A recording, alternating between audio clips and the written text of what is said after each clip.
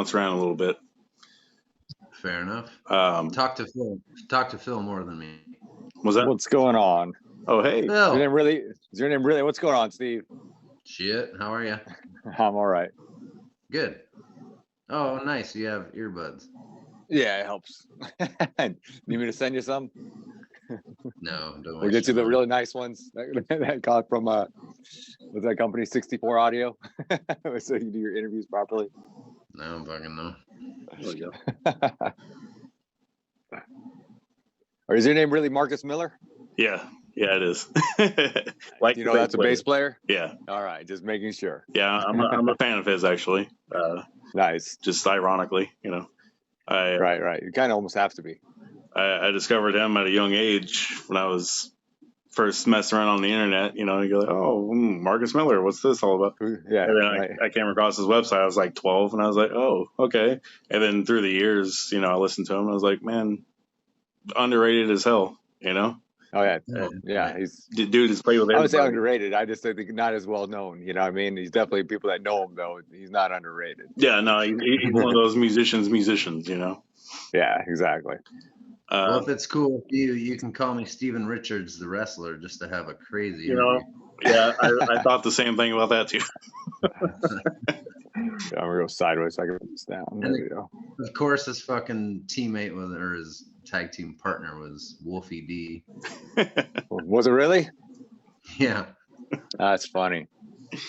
Not really. That's past my time. Yes. Oh yeah, Phil watches actual fights, not the stupid shit anymore. Yeah, I think I stopped around before The Rock. I know that. What'd you think about that whole Nick Diaz on the fucking street? That was bullshit. He got in trouble. Oh, did he actually get in trouble for that? I know they were. I don't know. Yeah. I don't. Trying to, but I mean, at least you let the guy go.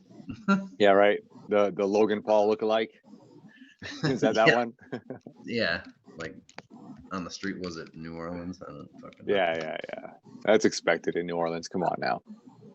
Yeah. Ow. So how do I get fucking light? All right, that's better. Fuck it. I can see you fine over there. Yeah, your lighting's pretty good actually. It's not too bad. So is this what is this interview? Is this like is this you streaming this, or I mean is it like it's gonna be video? Is it gonna be just audio? It'll be video unless you just want it to be audio. No, I'm just curious. Everyone's got their different things. I did one the other day, and it was actually going to be printed, and I was like, oh, okay. Yeah, no, it'll be it'll go on YouTube and then the website, and the video itself will be kind of like cropped, and it'll have your guys' logo and everything, and it'll look neat, you know. Nice. Is mildly cussing okay or just none? You can say whatever the fuck you want. Sweet. It's kind of natural. Sorry. Yeah. No, you can say. Where are you located, Marcus? I am in Las Vegas. Okay. Yeah, I'm in Las Vegas. I'm sorry. Yeah, it's starting to get a little hot, you know, now.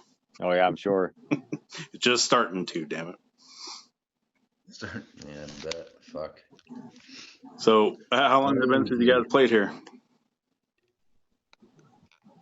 What was the Las Vegas show? I don't know. I played it in my garage with my cuntwad ex-wife.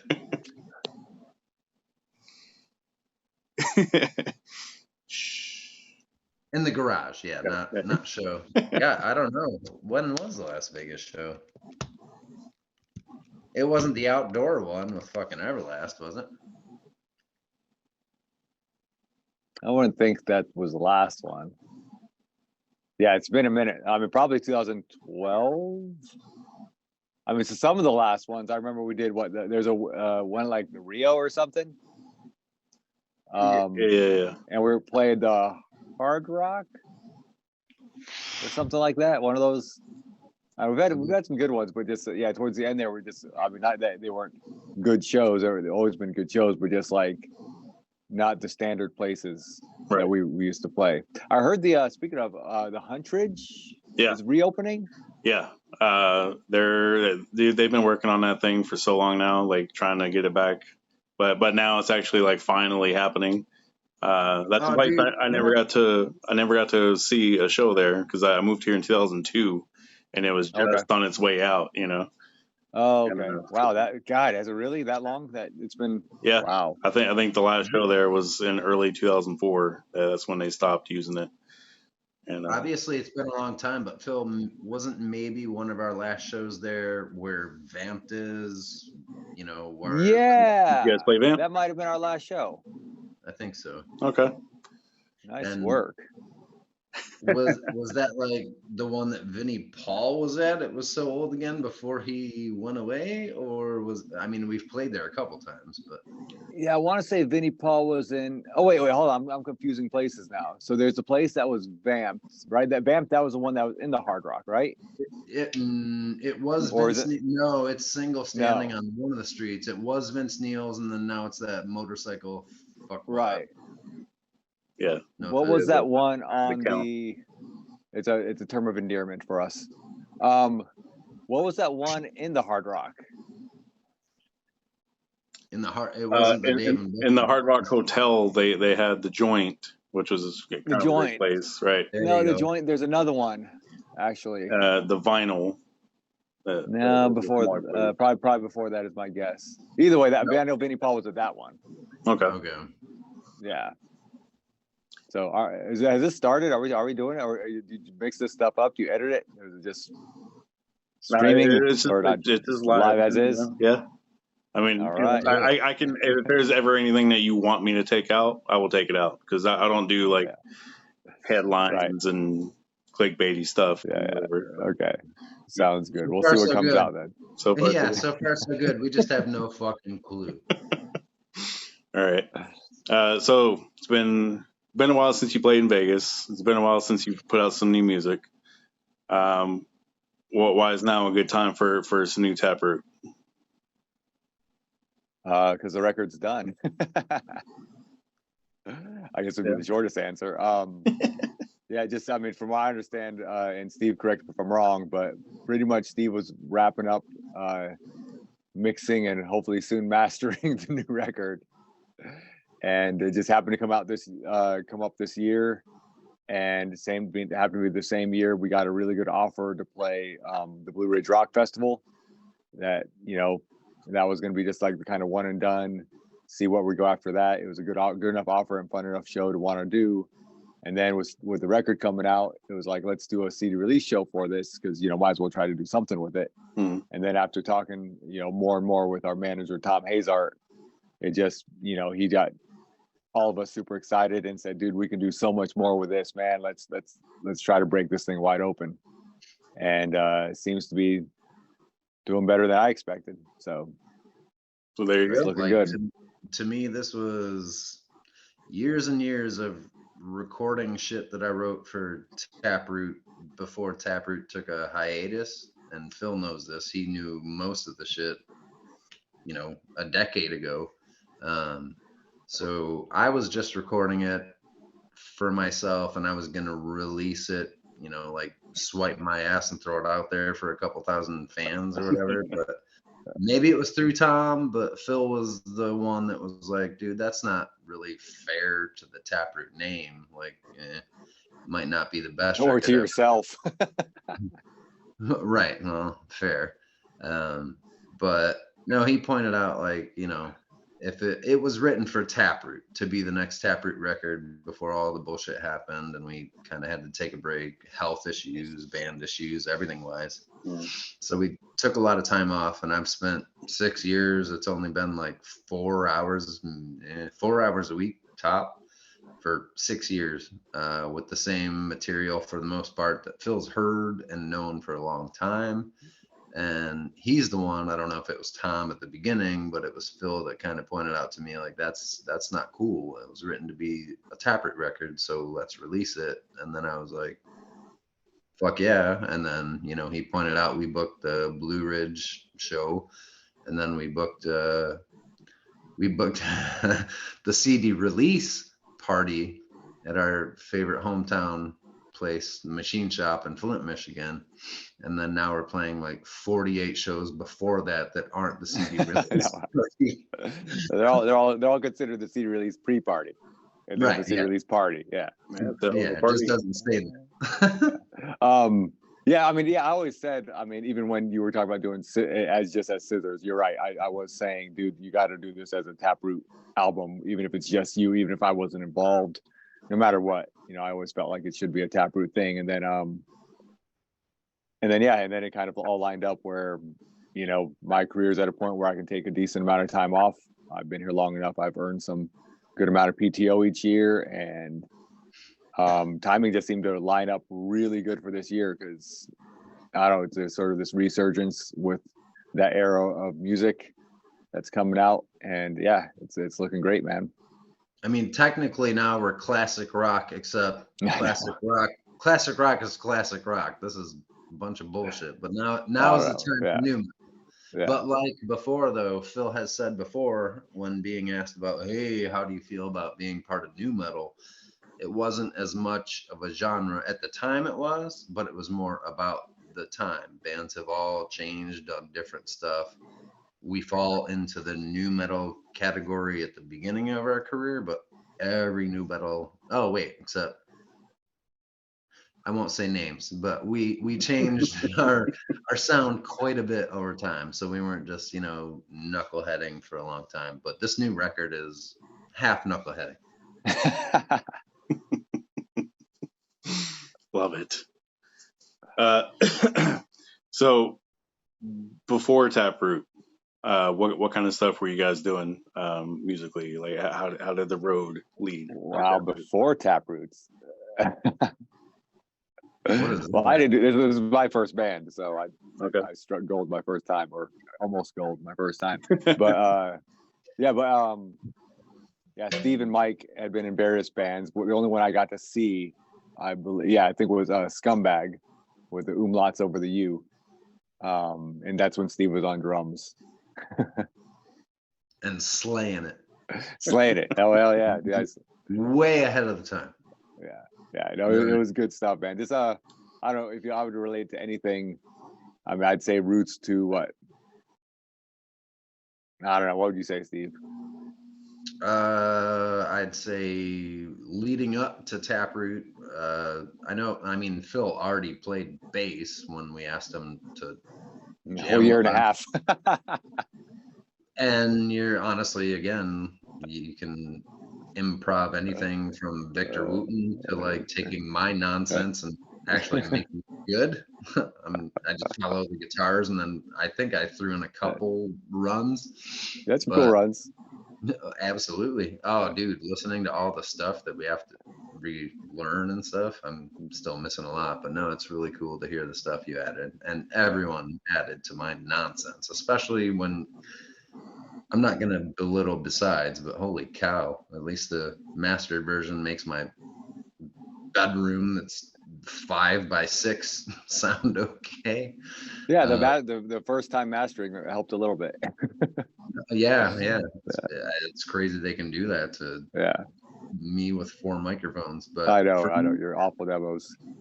No for offense. me, it's no. I mean, that's the best I could do. For me, it was honestly between hockey and music. My mom supported both. I started drums at like 4, started hockey at 4, did both all through my life. But then most people don't realize that the original version of Taproot was kind of a local all-star band. I was the drummer of the first. You could say super group. You could say super group. Super group. I mean, yeah, Dennis, our locally for sure. Yeah, Dennis, our singer at the time, went on to 20 Dead Flower Children, who was pretty successful, and then our bassist, Dan, he was in Mad Hops, which became, pretty well known for sure. But again, I was the drummer. I'm just gonna stick with that since the new stuff's programmed based off of what I played on the demos. Fact, way tighter, way more on time, but the same beats.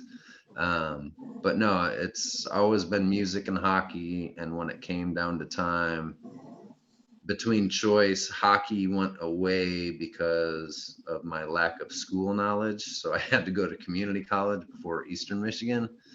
I made the team, but then I didn't end up going to college because of that.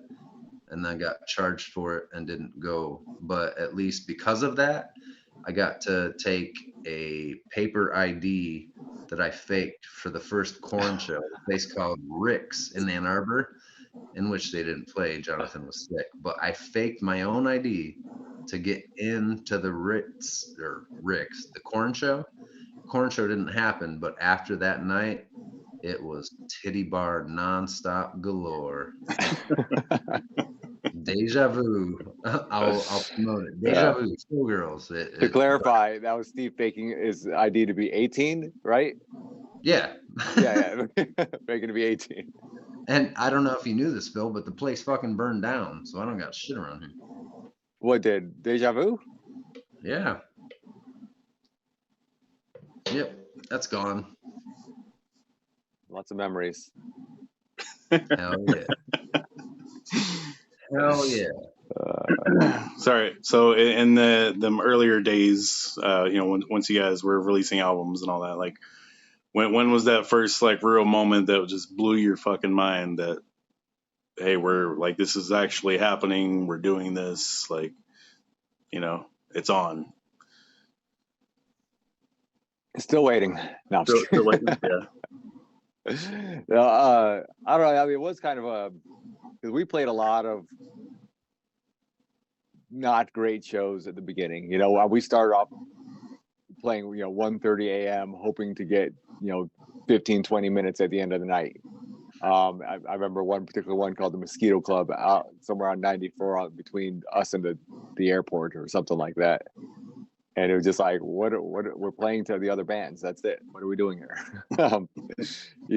Drove all the way to Erie, Pennsylvania to play to the bar. And, shows like that. But some cool things happened along the way. One was one of my favorites is still because we were selling our records online. And these kids in Owensboro, Kentucky got a hold of it and shared it with all their friends. And they got really excited about it. And so they paid for us to come down there and play a show and, paid for our gas in a hotel room, basically. And so we went down there and played their school gymnasium or something and just had a good time, man. It was just one of those real early on, just fun times where, just like, pretending like we're on tour, but we're just playing one show, but just kind of trying to envision what this would be like. And then as we did more shows and started building up a bit of a following, after driving out everywhere to play, and we would just flyer the crap out of our hometown, and I think that helped get our name out there. If not, fans that actually knew our music. But eventually, we were able to play the Blind Pig in Ann Arbor, and started packing that place out. And that to me was like one of the coolest things because it was such a mix of people. We had our actual fans that liked that kind of music. Like that's just the music they liked. Not that all the people that I'm going to mention are our fans, but just there's people that like our music and they didn't know us, right? But then we had our friends that had been going to our shows and supporting us. Eventually coming to our shows and supporting us. Family members, and the whole this weird mix of people from all these different walks of life. That didn't necessarily fit the same, clique, as it were, of people, but they would come to our shows because we all kind of knew them and we all kind of came from different walks of life anyway. So it was cool to just bring all them together through our music and then have them rocking out to our shows, man. It was just, looking back at old footage and just how young and dumb we were, just it's fun to watch. Well, it's crazy to hear you say Owensboro because that rings a bell, but technically, like at the end of the day, we would go trade shows in Detroit. We're not local Detroit. We're close to Detroit, but we would take Factory 81, one of the, well-known bands. Right. They would be like the Detroit local band that we'd go open for.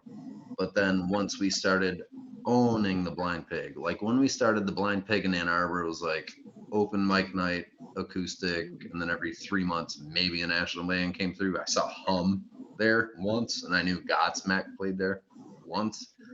So like we got offered a show just to play on a Tuesday night at the Blind Pig, just to say, hey, how's, let's see what they're all about. Sold out. Next thing you know, we sold every show out probably once every 2 months, if not every month. And then we started bringing Detroit bands to us, which made Ann Arbor on the map rather than us going to Detroit. Yeah. Our Detroit shows were horrible. Yeah. We'd play the hugest, nice, gigantic theaters, and there would be like 17 people, and mostly friends. Yeah. So I think once we kind of, not pat on the back, but we kind of made the Blind Pig relevant again, like overall. That was a huge deal. We kept selling stuff out there, and that launched us to like confidence and like stability. And then I got us kicked out of there. That's how we do. Is that a story that you can tell? Yeah, no. Our very first tour nationally and Papa Roach's first tour nationally was together at the same time, similar time of releases. Obviously, Papa Roach was slightly ahead of us with their song, and a monster hit. Right. So we were direct support, and then in Ann Arbor, it was kind of like, cool, it's the last day of the tour. Detroit and Ann Arbor, we got the headline. Right. So then Papa Roach was totally like, that's totally cool. Actually, the tour started in Sacramento, where they're from. So I was like, all right. Yeah. So that's all theirs. But coming home, they were totally cool with like, yo, you guys take over. This is your shit. You rock out to your guys. We'll just open up and kill it, which they did. But I had a rough night that night for multiple reasons. I was already an alcoholic at that point, but I had some issues that I didn't enjoy, and then I ended up causing a riot. A guy that I played hockey with, who's on the SWAT team in Ann Arbor, got a 411, like prepare for it. And I basically started a riot, which was pretty cool because Phil lived with my cousin Mark. Jared did too with Mark. The sweetest fucking cuddly bear ever. Huge dude. Not tall, but huge guy. Or muscular. Right. He was as flabby as me, just a lot flabbier. But it was the first time I've seen him in a fight. Next thing, like, there were dudes kicking chicks outside. It was fucking nuts. And I threw Mike off the stage for fun. That was sweet. I forgot about that. So, I hit a person with my. All right. So anyway, enough with that impression. But no, I caused trouble the last night of tour with Papa Roach. And the reason, that's why I was even starting this nonsense story. The Blind Pig staff and our promoter kind of treated us way better than Papa Roach should have been treated.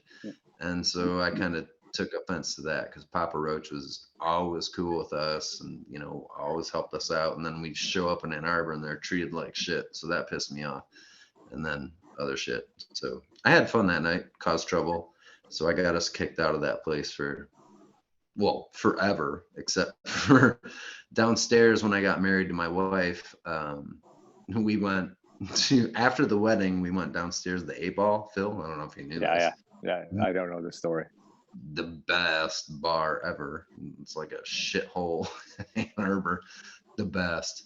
But when I got married to my wife, Courtney, we went downstairs there with our full marriage garb, and she had her fucking Vato hair, and I was wearing my backwards hat. And at that point in time, we were on the verge of getting kicked out again, because the person that worked upstairs, dude, I'm just rambling. This is stupid, but I'm curious though. Keep going. We were basically on my wedding night with my wife, Courtney. We were kicked out of the 8-Ball Saloon, which is under the Blind Pig, because she recognized me and knew who I was, and was like, really? Yeah. 20 plus years later or whatever, about 18 years later at that time? 97 to 15, so yeah. Well, 2000 to 15. Oh, that's right. 15? Yeah, okay. You got married in 15? Yep. As well? Huh. Me too. Cheers. Cheers. just a monster, but hey. Yeah. 15 years later, I still remember. You can't play there. Wow, that's crazy. Although, you know what's fucked up is you remember the one time they let us practice a set. We got to rehearse. Yeah. I have to find something to piss in. Yeah. Swear to God, I'm dead serious. Try the toilet. All right, I'll be right back. I imagine you got a bathroom. But Steve and I haven't gotten to reminisce like this in a while. It's kind of interesting. Yeah. That's good quality material, right? Yeah. Oh, that's great. So, what else you got? You need a bathroom break? No. What else you got question wise? I was gonna ask how COVID affected you guys personally and career wise. You know how it affected you. I'd say career wise, not at all, because we weren't doing anything career wise as far as band wise. And for me, even career wise, with my job, we were considered essential workers. So I always make the joke, like the only thing that changed for me was traffic, and I wore a mask a little more often than normal. Right. Like all of a sudden I could drive to work without issue. There's next to no cars on the road. Beautiful. That sense of, yeah. Especially here in Vegas, it was awesome because I also I worked the entire time, and I was driving on empty roads day and night, and it was awesome and a little weird, you know, even driving down the strip and being the only car. That was a little strange. Yeah. But, so yeah, it was interesting times for sure, but yeah, it was, you know, I'm glad we got through it all, and most, you know, but yeah, there's some people that, you know, lost their jobs, and I had to let go of a supervisor, just because, you know, we just didn't have the capacity for him at that time, and you know, like he said, he kind of saw it coming and had already lined something up. But yeah, it was, you know, for some people tougher times than others. Right. I'll pretend I knew what you were talking about, but I do have one thing to say. What's that? Because I just pissed. I apologize, but that's so me. I just do that during interviews. Why not? But why do they call it taking a shit when you don't actually? I only peed, but why would you take a shit rather than give a shit? Right. Because I just went to take a shit. Not I peed, but if I went to take a shit, why would drop a shit? Take a shit, or you could drop a shit. Right. Yeah. But you drop a deuce, right? Yeah, but that's another thing that gets me going too, is because if you think about it, anytime you poop, you kind of pee at the same time, so it should be a number 1 or a number 3. Things that make you go, Yeah. These are the actual real tough questions in the world. Yeah. It's important. Solving the world's problems. So during the downtime of the band, the last decade, other than working on this album for a while, what else were you doing to keep busy? Me? But I mean, you know, you got married, right? So that's one thing that happened. Yeah, apparently we both got married in 2015. I didn't realize it was the same year. So yeah, we both got married. I'm raising, and we both all of a sudden had kids. Or you already had one kid, but now you had multiples. And don't talk about that. No, yeah, no. I have a kid in Vegas, which is fucking sweet too. I'm kind of a bastard dad. I hate it, but I can't deal with someone we know, which I was involved with. But for me, in 2015, my mom passed away. I was already back in Ann Arbor, thank God. But she passed away, and literally like 2 or 3 months later, I met my wife now, Courtney, and by December it was just like quick. We got married quick. She already had a daughter, which is my stepdaughter Bella, who I love. She's amazing, but now she's 12, so she's kind of a twat. But then we've got a 5-year-old together, Reagan. So it's the family part's cool. I love the family, and then because of my mom dying, which was actually a blessing, she was going to be fucked up. I ended up trying to figure out what to do with my life. I ended up starting with like direct care for elderly people, and then ended up with brain injury people, which was fucking great because I'd get my ass beat every fucking day. I love getting beat up. It's like my favorite. If Phil didn't choke, well, I'd ask him to beat the fuck out of me. I love that. And nowadays it's mental health, so I'm kind of on the medical side of stuff, which is kind of natural to me. So that's what I do. I got married, had some kids, and I fucking loved life and working regular job. And now Phil blessed me with a whole quitting my job and playing some shows. Yeah, right. It's been definitely been interesting. And it's funny, Steve. We actually, because I have my stepson who is 12, and I've got Felix who is 6. So we have similar. Yeah, he's 6 already. I'll be 7 in September here. You had me beat. What's that? You had me beat. Wait, a little bit.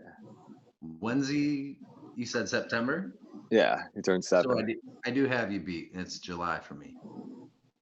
But you turned 6 in July. 6, yeah. So yeah. Well, Felix's head was like the size of a guitar. Oh, huge, dude, huge. He had the biggest head, dude. Probably shouldn't have said that.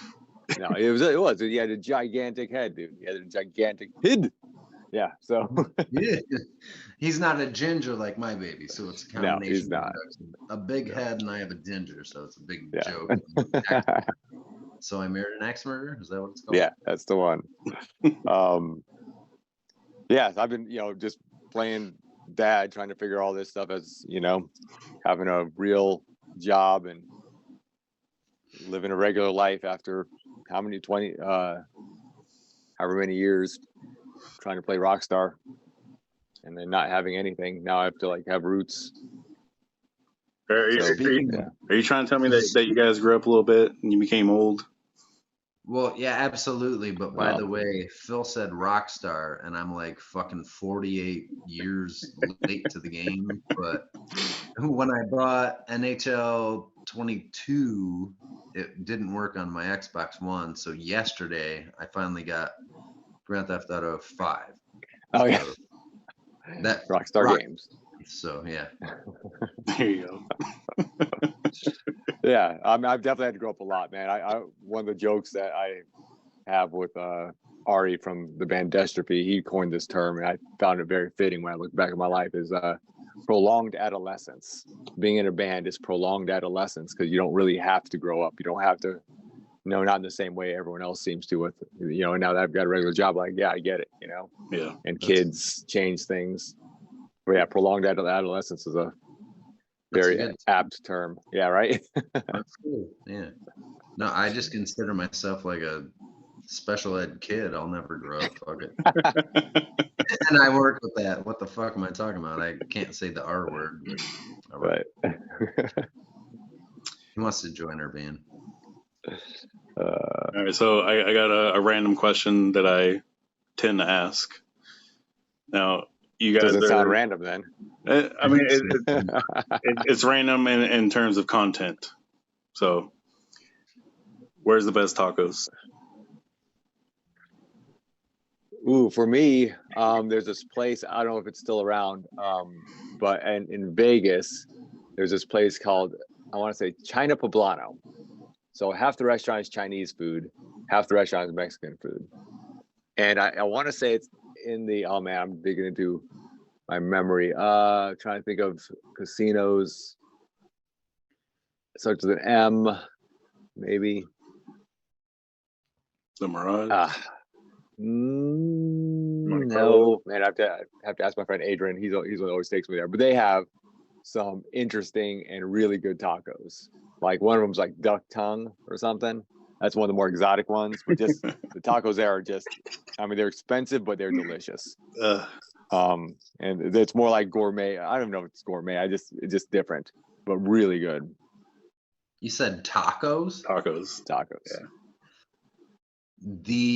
It's weird because most people know I'm vegetarian, and Phil's trying to get me dabbling, and I have dabbled because I drink a lot and my wife makes great fucking food. But I'd never known people that like make their own taco shells before, like wives or mothers or whatever.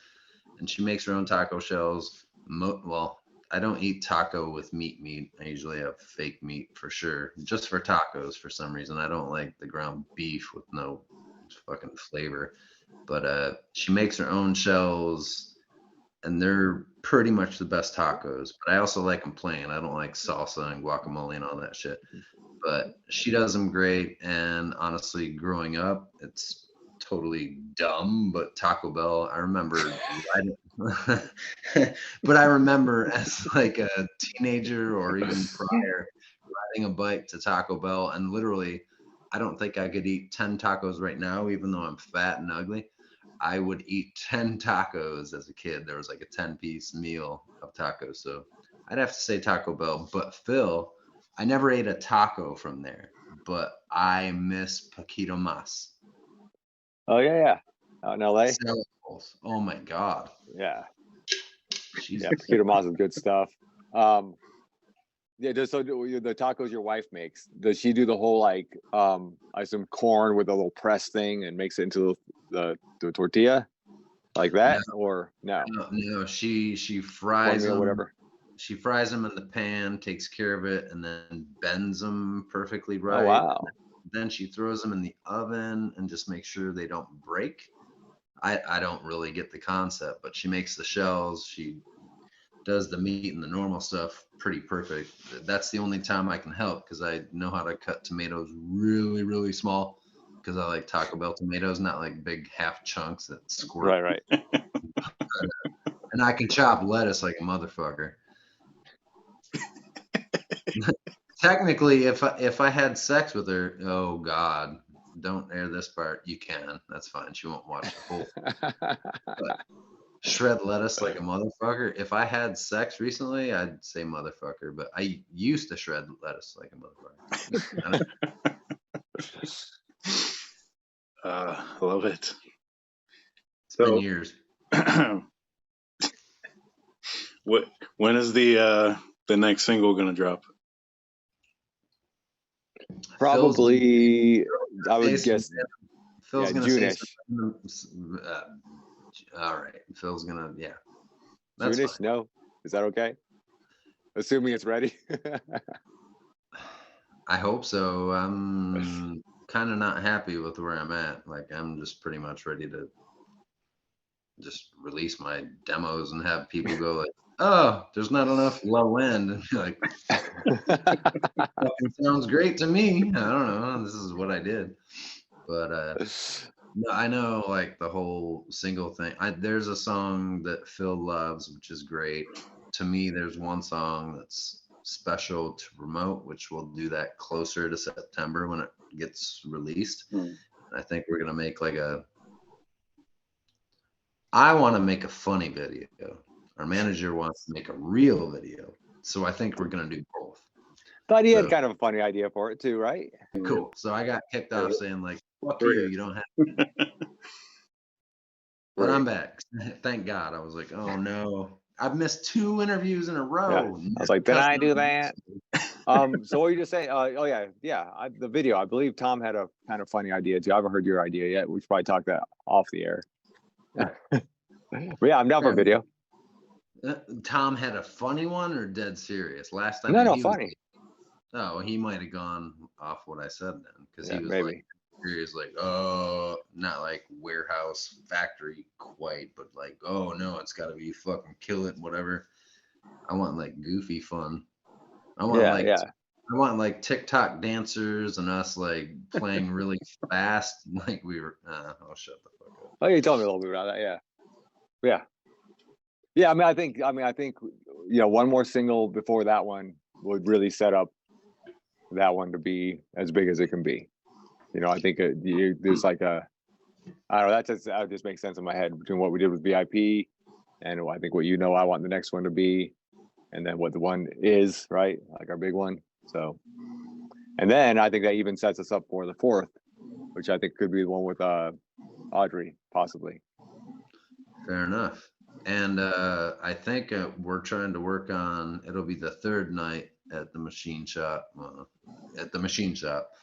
I think Tim and her are going to show up, and that's, I have to still send her the song, but I think there's a song that has a female vocalist that we've done before, the only one time. Yeah. That I think I'm going to try to have her sing with us. That's why Nice. it's on the list of stuff to Yeah, learn. yeah. It's going to be a one-time thing, so let's focus on the songs that we're playing a lot. It'll just be a random one-off. But I've relearned that one. That one's not so bad. That was a fun one. yeah, that's cool. All right. So you got a single and video idea before the album release. Now you talked earlier about having a shitload of CD release shows. No, there's just one, but apparently it's promoted for like 3 months. Right. Yeah, I think there's 18 shows total, and there's probably 1, 2, 3, 4, 5 shows before the CD release party. So yeah, all promoted as the CD release. So what's after that and moving into next year? What are we looking at for Taproot? What's the near future looking like? probably more spot shows. I mean, the interest has been really good for this run, and people are asking for us to come to more places. So assuming this goes well, which it's looking like it is, then we'll have to figure out how to get to farther places. Because right now all these shows are, reasonable driving distances for us, and I can still go to work on Monday, right? I only have a limited number of vacation days for the year. So, and I'm not looking to tour for months at a time, anything like that, quit the job. I want to be able to kind of basically have my cake and eat it too, kind of be able to do both. And I think it's possible, with the way we're doing things. I think, by not being out there touring, it keeps the interest high, keeps the shows exciting, it keeps me excited, it keeps, the whole thing just like fresh. Yeah. Instead of just, wearing ourselves out and wearing our fans out and just like, we're just gonna, keep it fun and, play on weekends and make it just keep it just as exciting as it can be. But yeah, I've got ideas for how to make it work for farther shows. It's just, we're still mostly focused on these. But yeah, I mean, Vegas, if we get out west, Vegas has always been a good home to us, man. We're 100% probably play Vegas. And then that was the craziest thing to me, is that Phil last year hit me up asking if we wanted to play a show in May, and it was like February or something like that. Like, oh shit, we have to get ready for a show in a couple of months. Didn't realize he was talking about 2023 or 2023. Yeah. Yeah. So because like when we were playing shows and scheduling stuff, like 3-4 months ahead is how you did it. I didn't know we were getting offered shows over a year ahead away. Yeah. So I would have tried to figure that out. Like, we'd be playing that right now, whatever. It's probably tonight or next week. No, I think it already happened. Yeah, last weekend. Right. So we could have been on that show, but I thought it was going to be last year. So I was all messed up. I didn't realize, we were playing shows a year ahead of time, which is great. I also didn't release, I was releasing a record a year from now. Like, yeah, there's that too, right? I'm glad. I mean, I think it worked out better this way, honestly. I just remember it's meant to be. As long as shit's been taking, and I still have to finish this shit up, even though shit should kind of be done. Not just on my end, but at one point in time, it was feasible for an April Fool's release of the record, not just the single. That Tom and I was at work And Tom and I kept going out to the car like, oh, I gotta shit my pants. And so Tom and I were going back and forth minutes before the release. I still want to remaster that and remix it. You know, make that special. Just, you know how it works. We're doing, 17 versions of the sides. So I plan on remixing and mastering VIP. I love the first version, but I think there's some things that I want to tweak for the record, like album record, not like for the record on paper, which would matter. But, or for the record, just as a phrase to use. Right. Yeah. I'm not on trial. For the record, I'm going to remix the record. Yeah. Right. Or the song. The rest of the record's going to be fucked up. There's like 3 songs that matter, just so you guys know. And no, there's like 5 songs that matter, and we're learning all 5 of those, and then the rest are album tracks. So don't even buy the record. Joking. Fuck. No, there's 1 or 2 more beyond the first 5. And then 3 more after that. That's true. And then there's actually 1 more that no one knows about that I need to. Secret track? Kinda, yeah. It was supposed to be an 11 song, but you know how we always did 10, except for Blue Sky Research, because I fought for 1 extra goddamn. No, we always did 12, and Blue Sky Research we had 13, and then episodes we had 10. Well, yeah, that was one of the good ones. Sorry to ruin your story, but yeah, everything's 12. You're fine. I'll go write one tomorrow. You're like, damn it, I gotta write 2 more songs. Well, I finally have a practice amp and both of my guitars, my only 2 guitars sitting. I can't move my computer; it's broke. But I do have a practice amp and I do have 2 guitars here, and I'm relearning shit. And I still have to I have to give you better versions, Phil, because I know you want to hear what I'm doing, but you should just listen. I got most of it.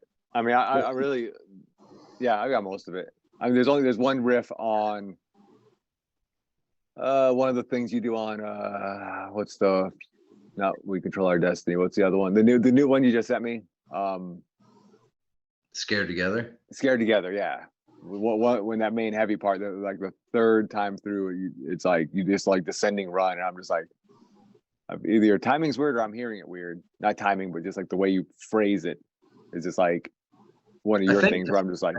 I think the phrase is probably cool. The timing's probably god the fucking awful time, but that's the whole thing. Like, you saw the video of Jared trying the triplets and shit. Yeah. He's good to go, and you don't have to play it what you hear. Like, right. You do what you do. Jared does what he does. You take my book. I mean, this is basically a recorded demo of me just fucking janking my fucking shit.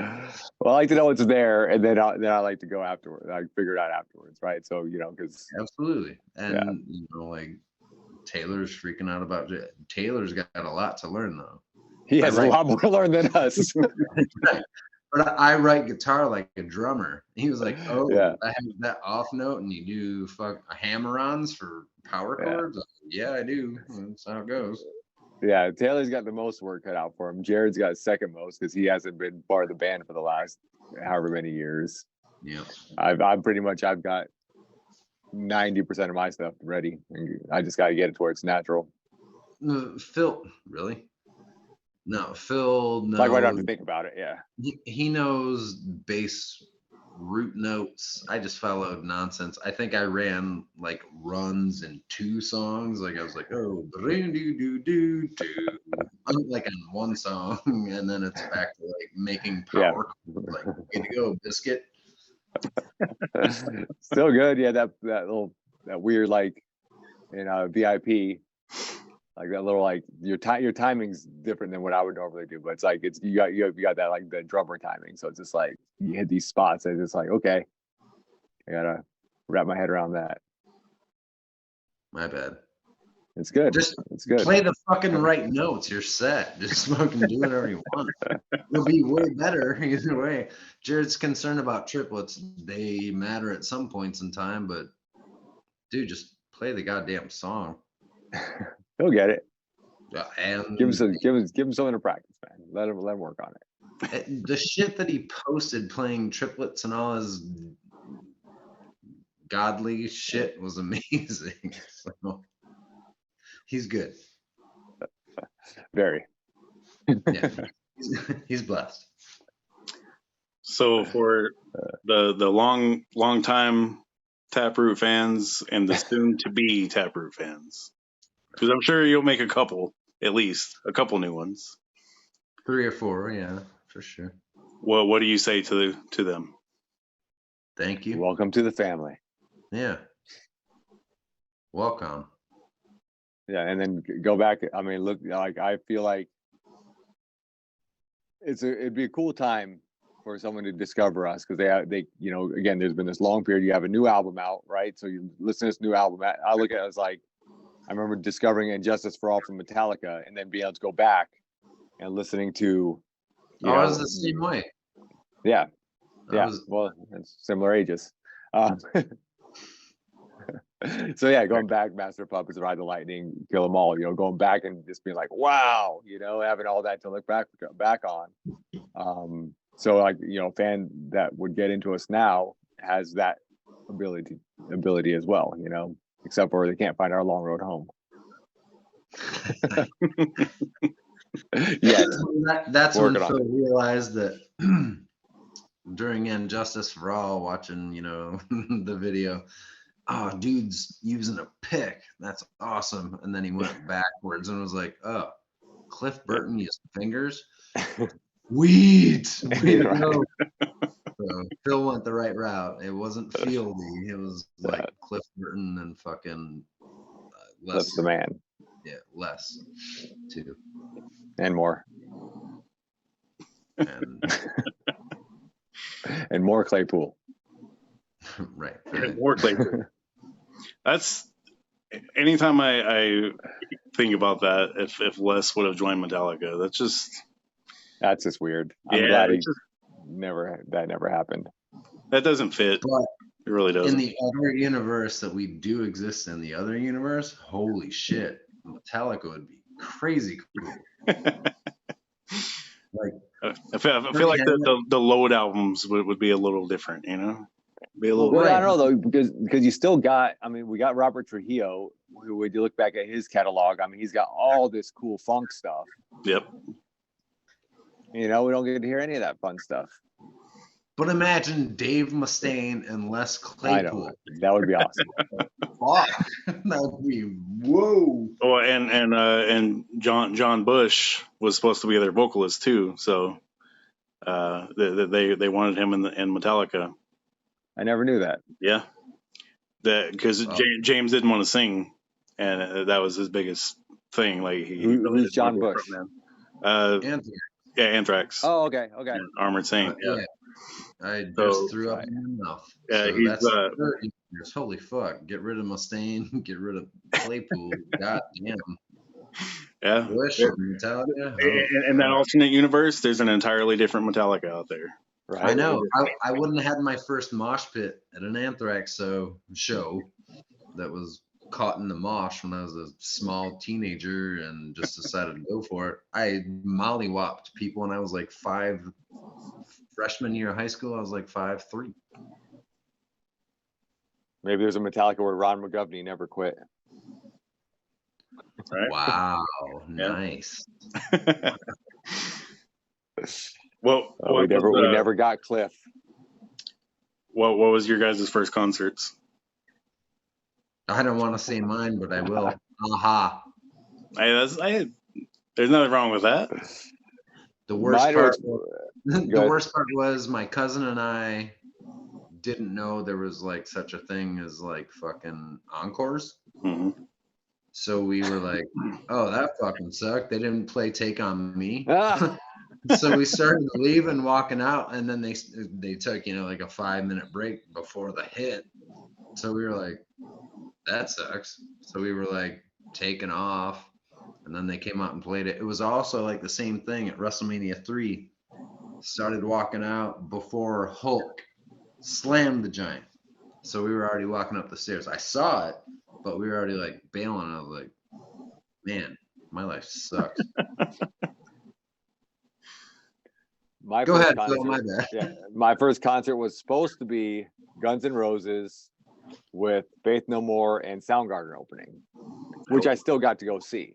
Okay. But we, that was booked well in advance, and we had the tickets well in advance. Someone got free tickets to see Mr. Big at I forget what place. Nice. It's a small place in England. Yeah. Well, I mean, I didn't know anything about them, and all of a sudden these guys come out, they're playing drills on their guitars and basses and doing all sorts of crazy stuff. Right. Yeah.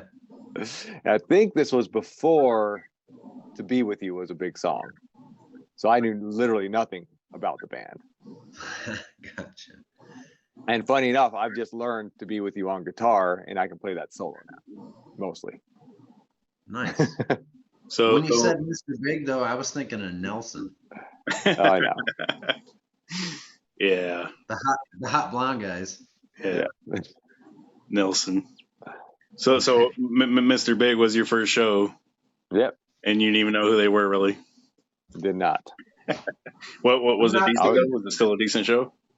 No, it was great, but I just would have appreciated a lot more having known any songs or anything about the band. Like, I was just like, I didn't even play an instrument at the time. I just see these guys just going crazy on stage, doing all this like virtuoso stuff, and I'm just like, I didn't even know what the heck was going on.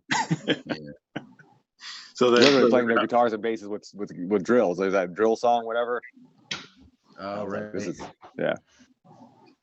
No, but how was that Guns N' Roses show though? Awesome. And all that. No, it was awesome. I didn't know who Soundgarden was at the time. This was like '92 on the Use Your Illusion tour. But I was a Faith No More fan. I was a Guns N' Roses fan, obviously. You know what's fucked up is that still to this day, I consider Mike Patton one of my favorite vocalists, but Mr. Bungle, the first record, well, it might have been their second, but Mr. Bungle was like one of my favorite, it still is one of my favorite records. I still want one of the clown tattoos. I remember being on airplanes, listening to it in my headphones, playing drums. Love the fucking shit. Mike Patton, his attitude and presence is fucking dope. But now when I listen to like Angel Dust, I'm like, what the fuck does he do that's great? And then he got all psycho and does the opera shit. And like, why the fuck is he in the new version of what's the fucking cool ass heavy band that he sings for? What's the fucking band? Is it the newer one? Yeah, it's probably a couple years old by now, but it was like Dead Cross with Dave Lombardo. No, yes. Yeah. No, not that one. No, he took over for fucking. God damn it. Oh, he was in Dillinger Escape Plan for a minute. Not even that one. No? I love those guys. See, Mike's got such a catalog now. He does, but like, obviously, fucking he took over for fucking homeboy that played one song. He wasn't a great vocalist at that time, but he had that energy and whatever. But like the first Mr. Bungle record was like game changing. Yeah, on all fucking instruments and everything. But then after that, it was like, wow. I listen to Angel Dust right now. I'm like, he doesn't really do much on that record. There's some singing, like, he's got some crazy, I'll take his screams all day. That's why I say him and Phil Anselmo, not you, Phil. You scream like a beast. I've heard you. No. Mad. Not that mad. wasn't me. Right. But I was kind of surprised because he's like one of my go-to when I think off the top of my head. Mike Patton is like one of my go-to. That's another thing too, is like I still claim and believe that Lane Staley is one of my favorite singers, which he is. But there was only one record that made sense to me. That's the one, Dirt, is what I taught myself guitar to. But I also, that's one of the songs on the new record is like that I don't know the lyrics to my favorite songs. I'll make up words if I don't know them and shit. I had no idea that the whole record was about drugs, and I still if you asked me to sing Rooster right now, I'd probably get about 78% right. But to me, that was the record I taught myself guitar to. But then the voice and then working with Toby Wright like kind of changed my perspective, and now like his voice is my favorite. I named my daughter's middle name as Lane, but like at the time I had no fucking clue like what was going on for him and the band as far as, you know, like depth and like holy shit, like these guys are fucked up, but like Lane was fucked up. Yeah. But like Mike Patton, to me, it was like more about Mr. Bungle, and that's like goofy shit. And then we saw Mr. Bungle with System, right, Phil? And it was their second record. Yeah, that was on what's that, Snowcore or whatever it was. I guess, but I was like, holy shit, these guys are fucking awful. It's fucking terrible. No, I saw Bungle. Yeah, Bungle at Clutch Cargo's, I want to say, and it was for Halloween. Were you not there with me? Can't imagine you would be, but you would remember this because they apparently they don't like the Chili Peppers much, so they dressed up as the Chili Peppers and were mocking them all night. They were naked with socks on their dicks. Not quite. Them and Blink 182. No, I mean, oh God, Mr. Bungle, what a fucking poop head. The first Mr. Bungle record is still in my top 5 of any record whatsoever, and that's when I think of Mike Patton. But then when I listen to like Angel Dust, I remember playing like pool, not swimming in a pool, but playing pool with my best friend and being like, Angel Dust, this is so cool. And when I listen to it now, I'm like, he doesn't even really sing much. It's all just kind of nonsense. And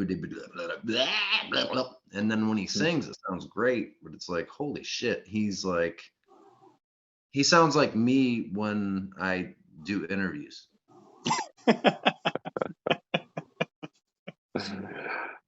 All right. Phil, Steve, bailing on me with that one? Hopefully. No, I'm not going to just end it there, but I am going to say it would be a perfect ending. Yep. What you got, Marcus? You guys got anything left to tell us?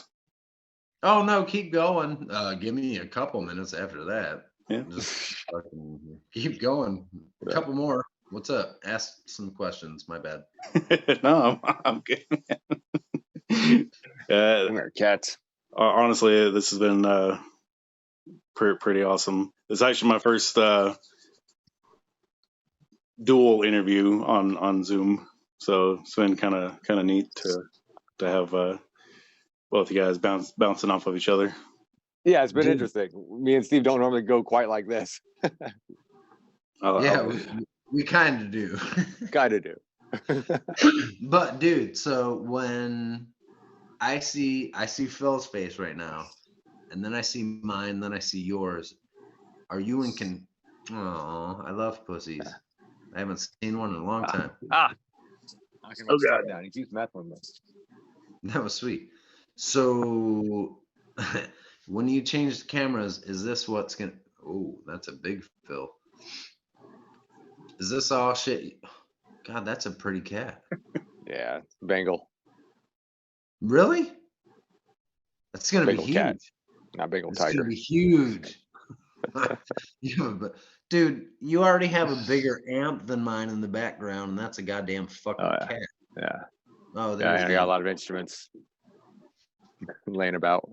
I might ask for that 25% of shit, by the way. So depressing. Rare cat. Yeah. Anyway, was there a question somewhere? No, I don't have any more real questions. I just want to say I appreciate you guys taking the time to bullshit and talk a little bit and tell us about Taproot and what's going on with you guys. And it's good to see. Yeah, man. New album out September 29th. Best of Besides is out now. New single out now, VIP. Another new single out come June. Another new single come out maybe August. There you go. And dude, new record. how dare you say bullshit? What'd I say? We're bullshitting, you know. I know. That's the joke. And by the way, I see Slayer behind with Tom or Lombardo. That's what I used to. That's what I, dude. When I got fucking Slayer, got Pantera up there and Sepultura, and you guys might know Powerman 5000. Oh yeah. I remember right now my my older daughter goes to the same fucking junior high that I went to, and I mean she tries to be a good whatever. I lived so close to the junior high that when I played drums, everyone knew that I skipped school. You could hear it there. And I was jamming to Slayer. I was fucking Dave Lombardo Jr. back in the day. I was like when Double Kick was first introduced after Lars was like, hey, I can play drums for 20 seconds. Anybody? No. All right. No, Lars is amazing. There's no crickets here. There's just fucking nothing. Yeah. But no, the other day too, when I was going around Slauson Junior High with my daughter, I couldn't figure it out the first time I went to the teacher parents meeting, but one of the other days I ended up finding out or seeing we had a lock-in night. Back in the day, everything was safe. It wasn't like creepy days like nowadays, but they'd actually like lock the doors. It's like, oh, you're stuck in here all night. And they had like a raffle draw where you had to like dance with someone, and I didn't like who I was picked. So I ended up breaking a window and jumping out and just running home playing drums and stuff. It was pretty fucking sweet. That's also where I broke my nose getting ready for a different dance, which I never partook in anything having to do with school. Fuck that.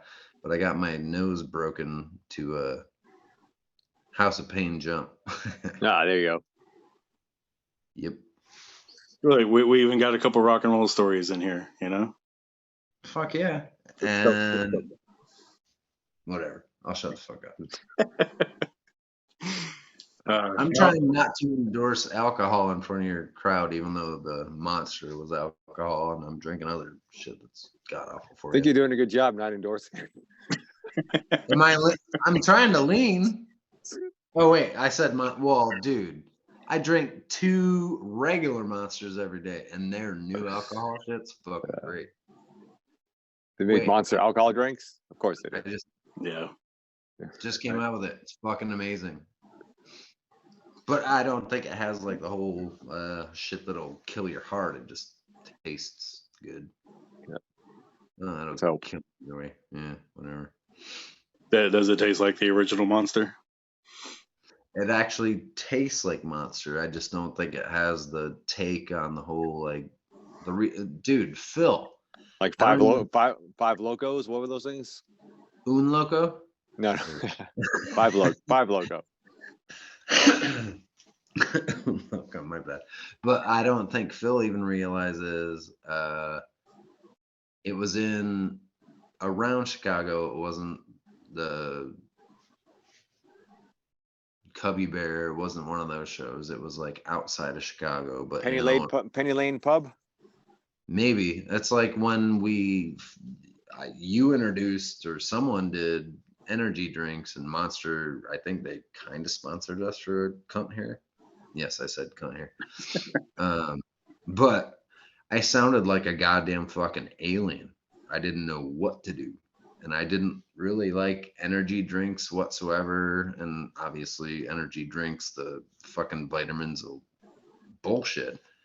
But when I read the label, I was like, oh, this has a lot of B12. And when I was on Ozfest and felt like I had a slit throat on the inside, they actually sent me to Ozzy's personal doctor, and he's the one that gave me a shot up the ass, like in the butt cheek, not up the ass, but I would have taken it the other way. But it was just straight up B12. And at one point, I just sounded so bad. I was sick. It was horrible. It was like humiliating. But I saw how many vitamins, at least to my eyes, were in the Monster drinks. I was like, oh, B12. I hated Red Bull. I hated all fucking energy drinks. And then now, after that, I got better pretty quick, probably mentally, because I saw B12. I'm like, sweet, I'm good to go. I got good to go pretty quick mentally. But no, I still drink fucking 2 a day. It's pretty wrong for my life, but it's worked so far. And actually, I still claim to this day, with how often people get like the cold or the flu or even corona, that was, dude, everyone I know that got corona, like, got not floored, but at least, you know, like, oh, don't feel good. I had corona and I felt so bad walking around the house because I couldn't leave, and my wife was sick on the couch, like dying. Well, not dying, but, you know, just like, ugh. I was walking around like, should I play a video game or pretend to care? I was good to go. And I've only got sick maybe 3 times in the shit. That would have been 14 years ago since I've had a Monster when we were endorsed. So wait, let me drink their alcohol real quick. It's empty, whatever. But I drink 2 a day. Monster, recommend it. Steve going for the sponsorship again. Well, fuck yeah, I spend like $6 a day. How many fucking hundreds of bucks a month? I think I'm probably 20 grand in debt over the last couple of years. Tom has a refrigerator. Call Tom. Hook me up. Need, you know, whatever. I'll shut up. All right, guys. I am going to end it here. Yeah, man. I got to get to bed anyway. It's what, 11 past 11 your time? Yeah, it's 11:15. Yeah. All right, guys. Well, good to go. 8:13. Enjoy your beginning of having fun. Thank you for the interview. Appreciate your time, and I hope to finally see you guys live because I haven't yet. Yeah, man. Maybe 2024. We're working on it. All right. Yeah. Just make sure good talking to you, Steve. Yeah, likewise, buddy. Just make sure you don't get me out of peeing, because that'll be top notch. Right. I love that shit. Yeah, I hope I get to see you guys when you come. And you will. Whoa, that didn't sound right. Right? Keep that in. Keep that one in. Yeah. What's that called? Vinegar eyes? What is it? From damn it, what was that show? The League? You ever watch The League, Steve? The League? Yeah. Is that the baseball one? Fantasy football. That comedy show. Yeah, the TV show. Yeah. No, I've seen it. I didn't follow it enough, but I like fantasy kind of. Okay, yeah. All right. Well, I'm gonna go pee, so shut the fuck up and goodbye. Sounds good. All right, guys. Have a good night. Thank you, Mark. Absolutely, man. Thank you. See you guys soon. See you, Phil. See you, Steve. Dude, see you, Marcus. Thank you. Absolutely. So much. Thank you. I'm going to pee. Don't cut that out. I'm going to bed. See you later, man. Thank you. All right, see you.